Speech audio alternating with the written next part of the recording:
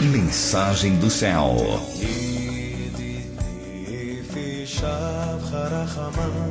Pergunta complexa.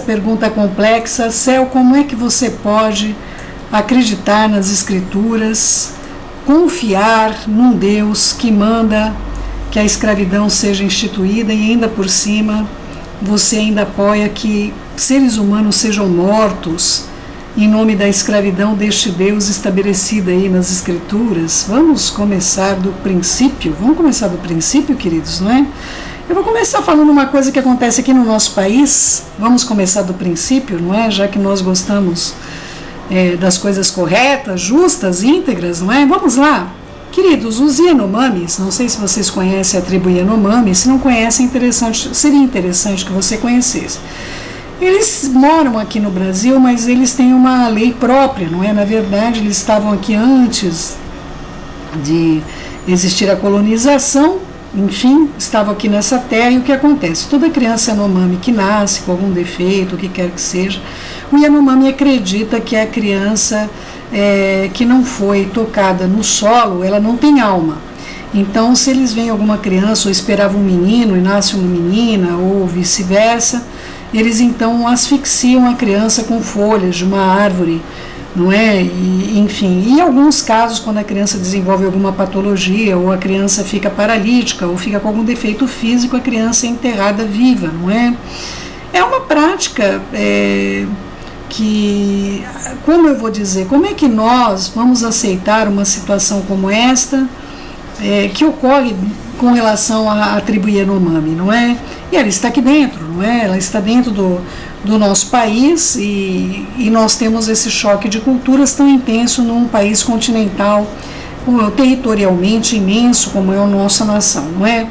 Então, queridos, em primeiro lugar, eu gostaria aos críticos das Escrituras, aos que gostam de criticar, não é? Fosse pelo menos estudar um pouquinho das culturas que existem na nossa nação.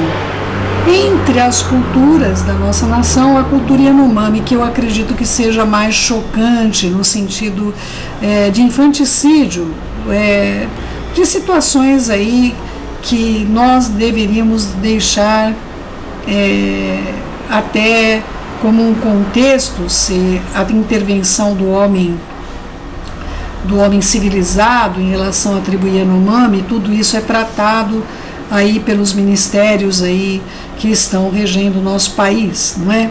Eu queria eu dei um contexto bastante, vamos dizer, extremo, que é justamente o impacto que eu tive de estar em contato com os Yanomamis e dentro dessa cultura, dentro da antropologia bastante complexa, porque são extremos culturais. Imagina só, meu filho nasceu, minha filha nasceu e eu, por algum motivo, meu marido não gostou, então ele mata por asfixia com folhinhas dentro da garganta para a criança morrer afogada, ou a criança teve algum problema, desenvolveu alguma patologia, alguma coisa que traga algum problema, eu enterro ela viva, não é? Eu vou lá e enterro a criança, não é? Aliás, seria importante que você pudesse compreender um pouco do que ocorre no seu país. Se você ficou chocado com isso, saiba que essa é uma prática que é aprovada, uma vez que nós não podemos intervir nas relações tribais. Eu fui bem clara, não é?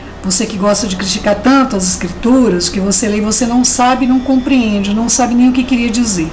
Eu acho incrível essa criatividade das pessoas de lidar com relação a esse contexto de um crítico sobre o eterno. Eu me lembro de Jorge Amado. Jorge Amado foi fazer uma prova sobre um livro dele numa universidade. Eu não sei se vocês sabem, ele foi reprovado, não é, na interpretação de texto dele.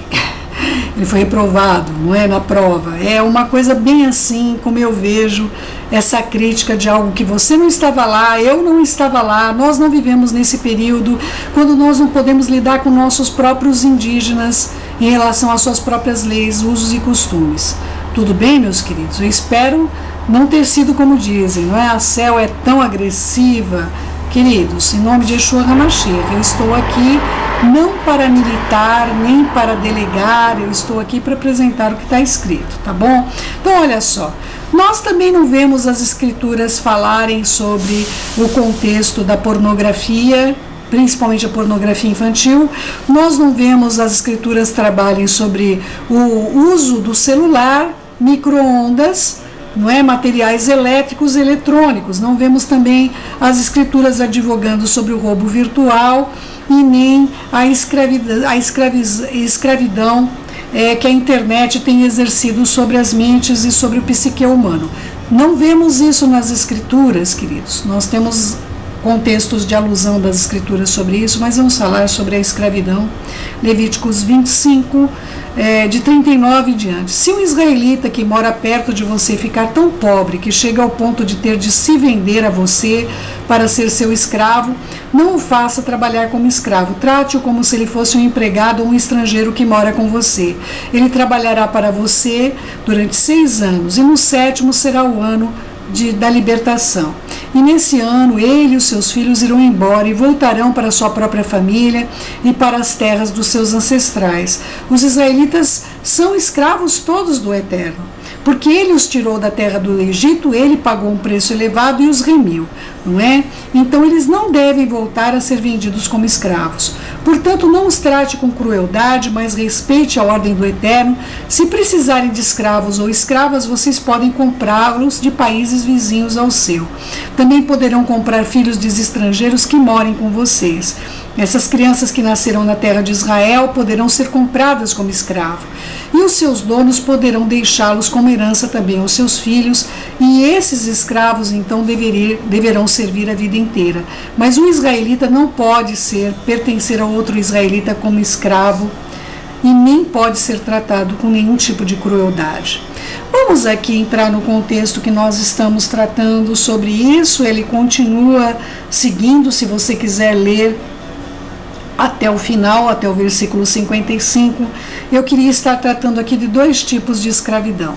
Um tipo de escravidão requer-se do povo de Israel em relação ao próprio povo de Israel. E outro tipo de escravidão requer-se de um estrangeiro que pode ser vendido, e esse estrangeiro não pode ser remido, não é? Se um estrangeiro fosse vendido, ele não poderia ser remido, ele não seria liberto no 7º ano.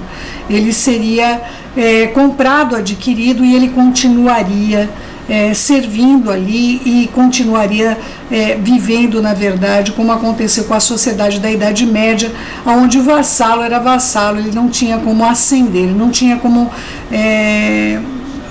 conseguir progredir de uma maneira a ascender ou subir a sua própria liberdade, exceto alguns senhores que eram muito bons e permitiam que os seus escravos pudessem ter tal ascensão, e existiam muitos homens e mulheres assim em Israel. Queridos, em primeiro lugar eu queria tratar sobre o termo escravidão, porque o Eterno diz que nós somos escravos dele, não é? O Eterno diz que eu sou escrava dele, eu sou uma escrava que já furei minha orelhinha, porque o escravo que tinha um bom patrão, ele chegava para o seu patrão na época da alforria e ele falava: meu patrão, eu não quero ir embora, eu não quero te deixar. Fura minha orelha, e esse é o meu sinal para contigo de que eu quero continuar servindo aqui na sua casa. Queridos, você que pensa que você é livre, não é? Você que pensa que nós vivemos numa sociedade livre, eu queria compartilhar com você algumas coisas que, pelo menos algumas condições para você compreender. Você paga os impostos para pessoas que você gostaria de pagar? Você confia nessas pessoas? Não é? Por que você vai ao médico e você ainda continua doente? Não é? Você tem o poder de escolher os seus governantes? Você tem o poder, ou já vem marcado aquelas cartas e você só pode escolher entre elas, não é? Não é? Você é escravo do dinheiro, você vive para trabalhar, para fazer funcionar o sistema dentro da sua casa, os seus pagamentos, os seus dividendos giram todos em torno do dinheiro. Você acredita honestamente que você é livre, não é? Você consegue financiar os seus sonhos dentro do sistema que você está vivendo? A televisão te diverte ou será que ela te controla? Não é? Você está continuamente vigiado, porque os escravos, eles precisam ser vigiados, porque eles têm de fazer aquilo que os seus feitores mandam, não é? Você teria uma condição de se defender hoje? Vamos supor, se você fizer alguma coisa contra o que o sistema requer de você, você não iria preso, não é? Se você começar a difundir ideias, vamos supor, ideias um pouco libertárias, tipo assim, um exemplo, vamos todo mundo tirar dinheiro do banco agora, não é? Você acha que você iria viver muito tempo se você conseguisse muitos adeptos? Vamos melhorar a pergunta. Se você começasse a fazer rolezinho no shopping com seus amigos, você acha que você viveria muito tempo? Não é? Poxa, mas você não tem liberdade de ir e vir? Então por que essas pessoas que faziam rolezinho no shopping acabaram mortas? Claro que não tem nada a ver com ninguém, né, queridos? Eu estou usando aqui um exemplo, não é? Estou sendo irônica hoje. Olha só, por que nós bebemos veneno continuamente, não é, queridos? Por que nós tomamos uma água fluoretada? Você que não sabe o que é isso, procure saber em quantos países é proibido o flúor na água. O flúor não pode ser bebido, não é, queridos? Enfim, e se eu começar a falar muito, eu vou ser contra o sistema. E como eu vivo nesse sistema, não é?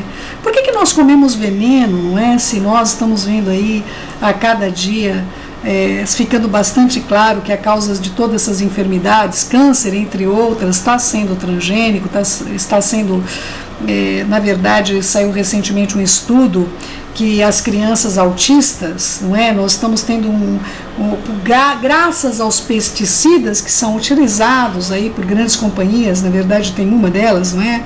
Que é chamada até de Monsanto, não é? E a gente não pode falar muito, não é, queridos? Mas diz que 1 a cada 2 crianças serão autistas na próxima geração que nós estamos vivendo, se continuar o uso desse tipo de pesticida, não é? Nós estamos sendo drogados paulatinamente, nós estamos sendo drogados em relação à nossa saúde mental, enquanto a nossa saúde física. Nós temos um monte de coisas aí que estão sendo colocadas na nossa alimentação, no nosso leite, são todas essas coisas, queridos. Qualquer coisa que você comprar na caixinha, qualquer coisa que você comprar no vidrinho, todas elas vai ter lá o tal componente, não é? O conservante, que você não sabe o que quer dizer, conservante que é SP, e entre outros SP na vida, não é? E que você não tem a menor noção que isso aí o teu organismo não a compreende, é acumulativo no seu organismo e vai causar doenças, enfermidades em você. Quanto menos você viver sobre a terra, melhor para a sua aposentadoria em relação ao sistema vigente. Velhos não são bem-vindos no sistema, não é, queridos? Eu lembro sempre de uma família dinossauro que falava isso, não é? A mídia é controladora, ela faz a tua cabeça, ela te conduz, não é? Hoje a distração é mais importante para você, trazer para você o conceito de ceticismo, de modo que afaste você do eterno, tem sido cada vez mais latente, não é?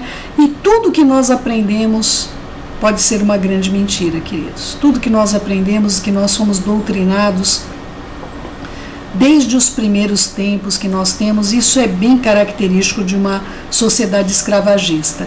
Nós vivemos hoje numa sociedade escravagista, então os escravos que não tinha nada a ver com o teu conceito, não é? De estar no tronco, de levar chicotada nas costas, de estarem vivendo em condição subhumana, o escravo dentro das escrituras tinha de ter lugar correto para morar, com higiene, com a mesma condição que era dada com relação a uma pessoa que estava vivendo sobre todos esses conceitos de escravidão, não é?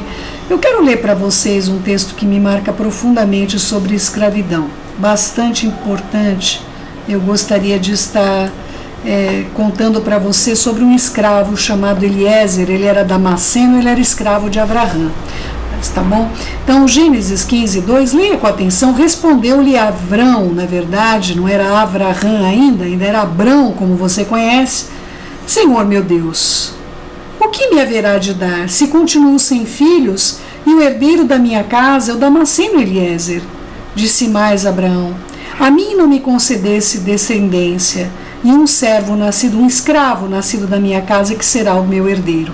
Um estrangeiro comprado por Israel poderia se tornar, segundo a consciência, né? Aqui nós não estamos tratando diretamente de Israel, nós ainda estamos à distância de séculos de nascer Israel, porque Abraão é pai de Yitzhak e Yitzhak sim é pai de Israel, não é?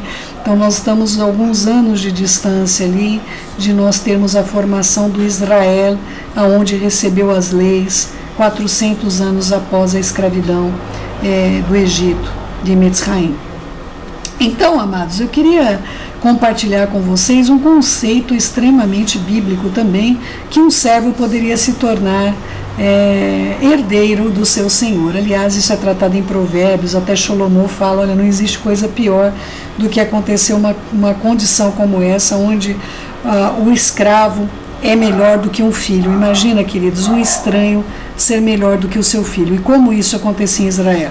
Como essas coisas aconteciam em Israel? Para vocês terem uma noção de como isso era tão importante para Salomão, o escravo dele, não é? Uma pessoa que trabalhava para ele nesse sistema, se tornou rei de 10 tribos, enquanto o filho dele se tornou só de 2 tribos. Israel foi dividido ao meio e uma parte foi dada para o servo de Salomão. Então ele mesmo provou do que é possível acontecer numa condição como essa, não é? Queridos, eu quero compartilhar sobre outro contexto pelo qual as pessoas não entendem mesmo, não é? Nós vamos ver, nesse período não existiam prisões, queridos, sabia disso? Não é? Êxodo 22:1, se alguém roubar um boi ou uma ovelha, ou matar ou vender um animal, pagará 5 bois por um, 4 ovelhas por uma ovelha. Quem roubou deverá pagar por aquilo que roubou. Se não tiver com que pagar, então será vendido como escravo para pagar aquilo que roubou. Se o animal roubado, seja boi, jumento ou ovelha, for encontrado vivo com a pessoa que roubou, então ele pagará 2 por 1.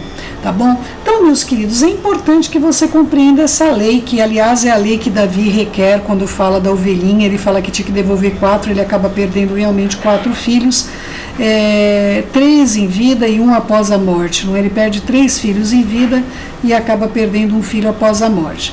Então, eu queria que vocês compreendessem que este conceito de presídios que nós temos hoje, onde a pessoa vai lá e nada faz, não é? Ela não cresce, ela não paga diz ainda que pagou, não é? Pelo que fez, porque eu não acredito no pagamento presidial, queridos, porque a pessoa não produz, não é? Então, claro que há exceções, mas assim, normalmente a pessoa não vai pagar por aquilo que ela tomou, principalmente se tratar de uma vida humana, não é, queridos? Quem que poderia trabalhar toda a sua existência para pagar por outra vida, não é?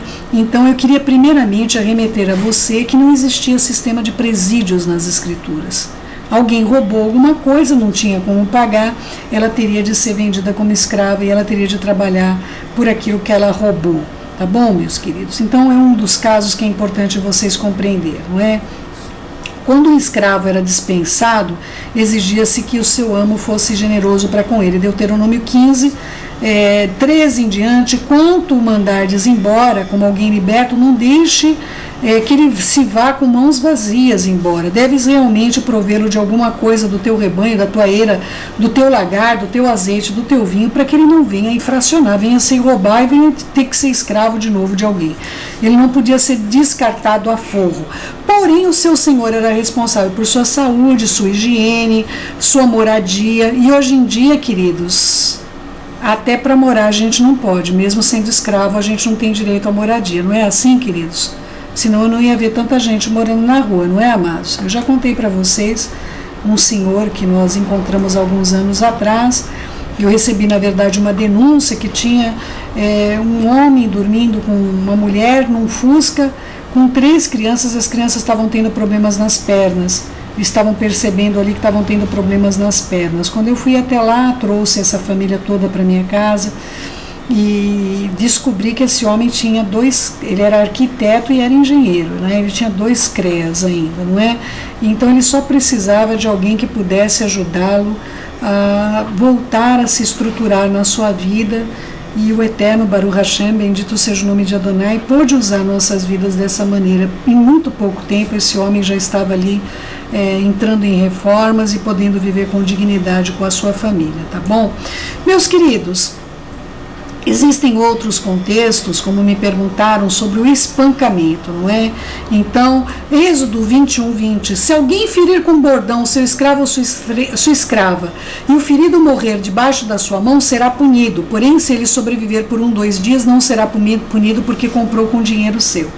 Queridos, é muito fácil ler isso aqui, mas não se sabe por que o escravo foi punido, não é? Não se sabe qual a situação que ocorreu para que uma agressão, na verdade, esse texto está junto com vários outros textos de Êxodo 21 sobre a violência, tá bom? Se 2 homens brigarem e ferir uma mulher grávida e essa aborte, não é? Então vai ter de ser indenizado o marido, mas também se houver dano grave, então uma vida será por uma vida, olho por olho, dente por dente, mão por mão, pé por pé, queimadura por queimadura, ferimento por ferimento, golpe por golpe. Se alguém ferir o olho do seu escravo ou da sua escrava e o inutilizar, vai ter de ir embora porque ele perdeu o seu olho.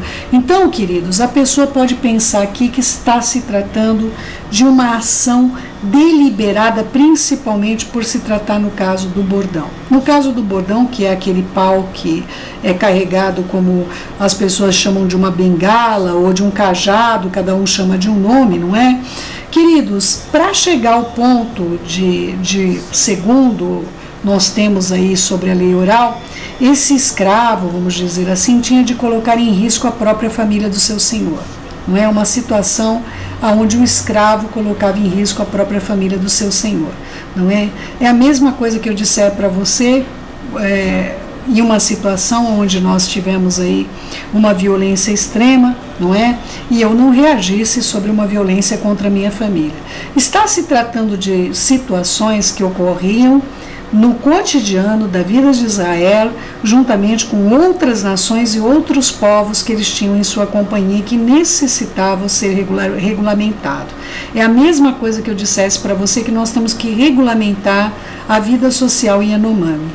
Pessoas que vieram para um deserto sem ter o menor contexto, eles eram escravos, queridos. Eles eram escravos. Israel era escravo e tinha no meio do povo dele pessoas que se colocaram como escravo de Israel porque queriam andar junto com Israel. Queridos, Israel não tinha nada a oferecer no deserto a ninguém. Israel não tinha nada a oferecer a ninguém. Eles não tinham casas, eles não tinham herança física, eles tinham barracas, as quais eles guardavam, dobravam tudo, iam caminhando por aquele deserto, e assim permaneceu por 40 anos, e depois, posteriormente, as leis se tornaram físicas, no sentido de quando Israel passou a ter o seu próprio território, não é? Então, em primeiro lugar, meus queridos, você não pode saber o contexto que está tratando as escrituras para você julgar esse tipo de coisa, não é? Acidentalmente, se alguém ferisse ou foi ferido a pessoa, ou sequer se quebrasse um dentinho, o servo no seu serviço quebrou um dente dentro do trabalho, esse servo tinha que sair a fogo, ele não devia mais nada para o seu senhor, de tanta gravidade que era qualquer tipo de agressão física. Quanto mais dizer-se, meu querido e minha querida, que um homem podia ser espancado. Eu vou ler para vocês. Se alguém ferir o olho do seu escravo, o olho da sua escrava, e o inutilizar, ele terá de ir a fogo embora. E se com violência, alguma ação tiver feito com que o seu escravo perca um único dente, ele também será levado a fogo pelo seu único dente. Quanto mais acreditar que o escravo podia ser espancado até a morte. É uma contradição tão grande de alguém que quer usar justamente esses textos para dizer que o nosso Pai era completamente nosso Deus, na verdade, nosso Pai também, nosso Pai e nosso Rei, ele era completamente contraproducente em relação às suas próprias leis, que era amar ao próximo como a ti mesmo.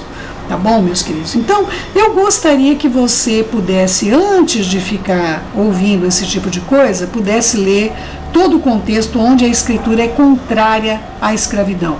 Vamos ler 1 Coríntios 7:20. Cada um deve continuar como era quando foi chamado por Deus. Se você era escravo quando Deus o chamou, não se preocupe com isso. Mas se você puder se tornar livre, aproveite então a oportunidade. Pois o escravo que foi chamado pelo Senhor agora é homem livre, porque ele pertence ao Senhor. Assim também o homem livre que foi chamado pelo Messias é escravo dele, no Senhor. Tem de cumprir os seus mandamentos. Deus comprou vocês por um preço, portanto não se tornem escravos de seres humanos. Queridos, não se torne escravo de seres humanos. É o que as Escrituras nos pedem. Por que que pede isso, céu? Porque, como era uma prática legal, você podia se tornar escravo por dinheiro. Então, o que que eles fizeram quando viram que os irmãos estavam passando por situações graves de crise? Eles se vendiam, começaram a se vender para poder mandar recursos para salvar irmãos que estavam morrendo nas arenas romanas, não é?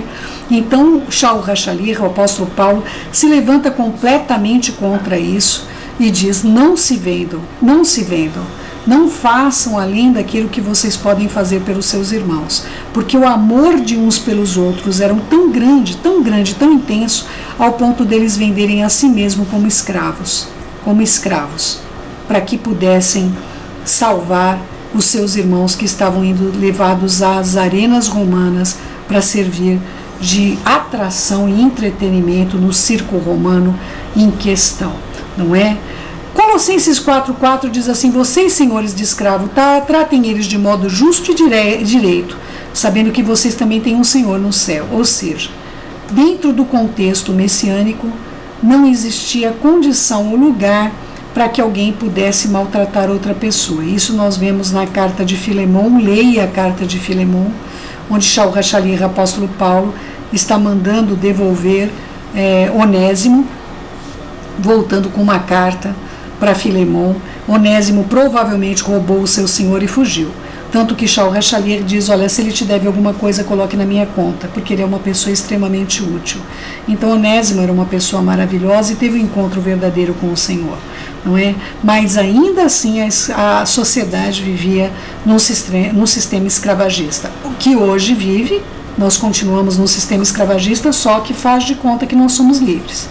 Faz de conta que nós somos livres, não é? Você pensa que você pode ir e vir a qualquer lugar, não é? Faça alguma coisa contra o sistema para você descobrir o que acontece, não é? Não estou aqui incitando ninguém a ser um marginal, né? Marginal, viver à margem, não é? Não viver dentro da sociedade, mas viver fora. Queridos, nenhum de nós somos livres. Nós temos a nossa vida muito bem organizada, somos muito bem monitorados e nós vivemos num estado de escravidão onde nós não vamos conseguir os recursos necessários para pagarmos tudo aquilo que nós precisamos, não é? A maior parte da população vai viver dessa maneira e a maior parte da riqueza do mundo mantém-se hoje nas mãos de 5% da população mundial. É um número inferior a isso, para que você compreenda que de fato nós não somos pessoas livres. Tá bom, meus queridos? Qualquer denúncia feita sobre a sua vida ou sobre o que quer que seja, mesmo sendo mentirosa, pode mostrar isso com muita propriedade para você, quanto nós não somos livres.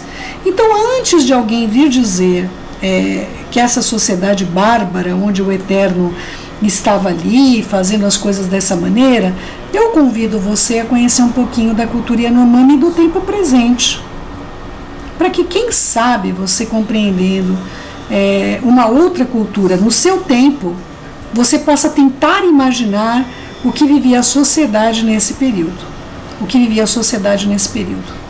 Outra coisa complexa de lidar e que eu não posso lidar aqui com você abertamente de maneira nenhuma, é a compreensão clara de que nós temos pessoas que se parecem com pessoas, mas não são pessoas. Não são pessoas com sentimentos, e até o DNA dessas pessoas, embora elas se pareçam conosco, elas não são como os seres humanos, queridos. Eu não vou entrar nesse contexto aqui, mesmo porque nem tenho o desejo de que um estudo tão profundo como esse possa ser até motivação de pessoas aí utilizar isso até para questões de racismo, entre outras coisas mais, não é mesmo? Porque ninguém pode identificar outra pessoa, só o Eterno. O Eterno não vê como nós, ele vê por dentro, ele vê o DNA, ele vê o que nós somos, não é? Ele não vê a gente por fora. Então, você nem conhece a tua raiz, você não sabe nem quem você é geneticamente, e você fica julgando o eterno, sem você nem conhecer a história do que se diz humano. A humanidade foi hibridizada 2 vezes por raças diferentes. E você nem conhece a sua história. E você vem aqui dizer o que o eterno é e diz e faz, sendo que você nem sabe do que você é feito e constituído. Você não tem nem noção de como nós chegamos aonde nós chegamos hoje. Você não sabe da guerra que existe verdadeiramente entre nós e o céu e entre nós e abaixo da terra. E você quer dizer coisas sobre o meu Deus, que viu tudo isso, a constituição de cada vida. Ah, meu amigo e minha amiga, me poupe, não é? Eu acredito que o nosso Pai que está no céu ainda é muito condescendente com pessoas que se parecem com seres humanos e não são. Não são. Eu sinto muito de falar isso com uma clareza mais absurda que eu possa para com a sua vida. Tá bom, meu amado e minha amada? Estude as Escrituras. Gênesis de 1 a Gênesis 6 vai narrar sobre toda a gênese humana, sobre a constituição de como nós chegamos onde nós chegamos, todas as doenças genéticas, todas as anomalias genéticas, existem causa, existem motivação, existe motivo de ser, não é? E se você não sabe sobre isso, não venha me cobrar do meu Deus. Se você não sabe nem seu DNA, quem você é, não é? Você não sabe. Se você é filho de Adão e Eva, por que existe sangue A, B e O? 3 origens. Por quê? Por que tem antígeno positivo e negativo? Se você não sabe nem isso, você quer discutir comigo sobre o meu Deus. Ter dito e estabelecido, na verdade, regras sobre a escravidão. Não é? Então, se você pensa que você é livre, então, eu sinto muito. Não posso te ajudar.